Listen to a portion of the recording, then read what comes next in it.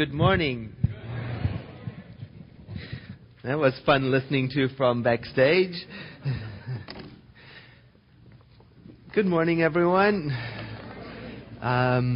What are we doing today? Does anybody remember? What? Oh, I know. But let me just start in from the beginning.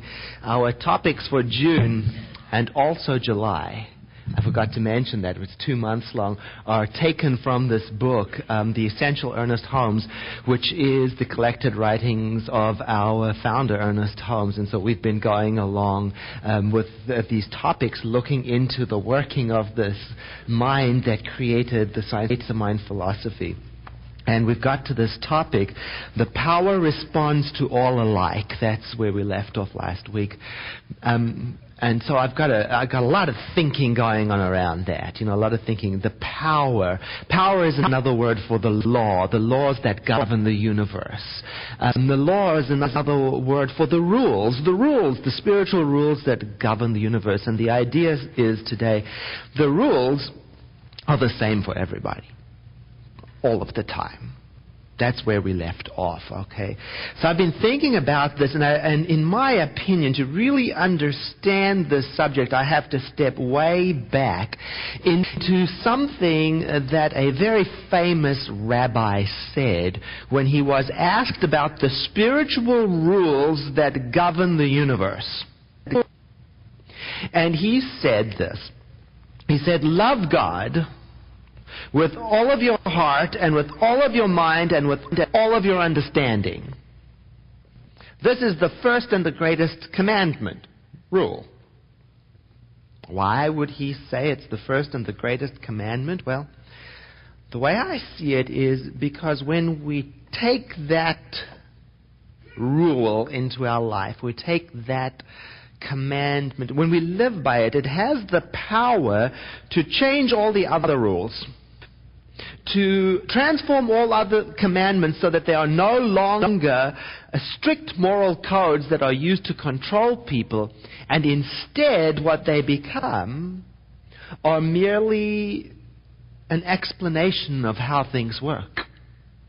They just then become that which describes what happens when you are living according to the rules of creation. When you keep your mind, as the first commandment says, on the beginning. So here's what the rabbi is saying. The rabbi is saying, here's how it works. And it just so happens that it's the same for everybody all of the time, no matter who you are, what religion you are. This is just how it is. If you love God, now of course God is the catch-all phrase, synonym. It's the catch-all word to describe truth, reality. That's what we've been talking about all month. What is creation? Now, so when you love God, you're committed to that with all of your heart. That means you take it in, just as it is and just as it is not. And with all of your mind, that means you're willing to look at how your mind is working with it. You inquire what you're layering on and what you're not. Not interpreted reality, real reality.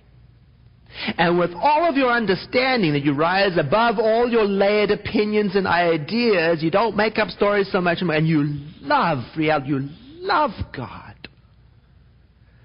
Then it follows, obviously, that you shall not kill. Of course not. It would be against your nature. Then it follows that I shall not steal. I wouldn't need to. I'm in the midst of everything that I shall ever need in every single moment, all of the time. Only always. And I shall not lie. Of course not. I'd be more interested in finding a beautiful way to describe what is. That's interesting. I won't take what belongs to another person, of course not, because I discovered that the other is me anyway. And not only that, when I take the first commandment into my heart, then of course I wouldn't put any other person or situation or thing in a position in my life that it is so important that it is more important now than love or truth or reality. I won't make any false god out of anything. I won't, because I got things cleared up. And then, when I'm there, then I can lose the sense of, and I'm saying this a bit tongue-in-cheek, that, if you're good little human beings, then you'll be rewarded in heaven later after you die, after a long, painful life.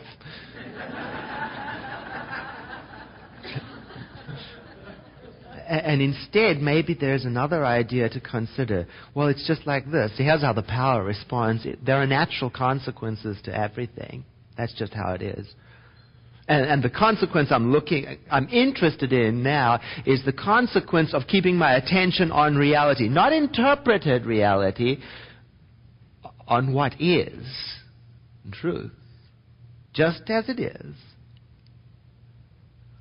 Another way of saying that, let me try and say it like this. To love God with all of my heart and all of my mind and all of my understanding. Maybe it's for me to be able to say, because now Spirit I see as being in everything and through everything and as everything, and so as a result of that first commandment, I respect all of life. I honor all of life. I cherish all of life. I love all of life, even the parts. Here it comes. Even the parts that are confusing to me. Even the blemishes. And to be able to do that kind of living, to keep so focused on God, on reality, it demands, I think, that we have a high tolerance for the challenges of life, the blemishes,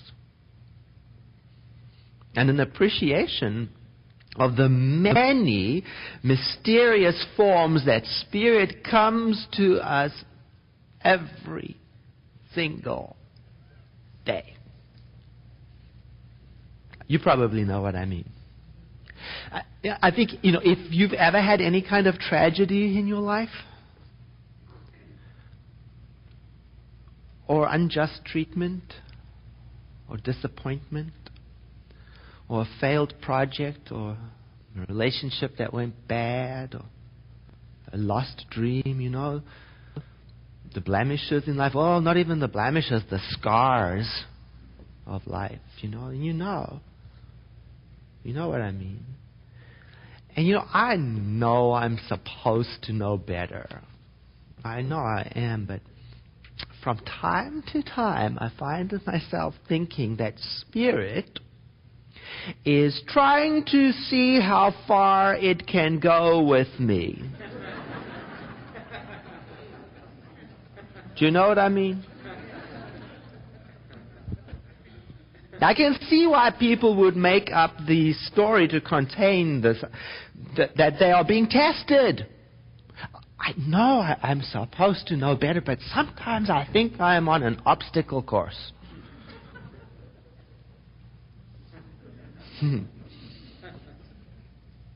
it's as if Spirit or life or reality is trying to trick me into believing that there is another power working for my demise.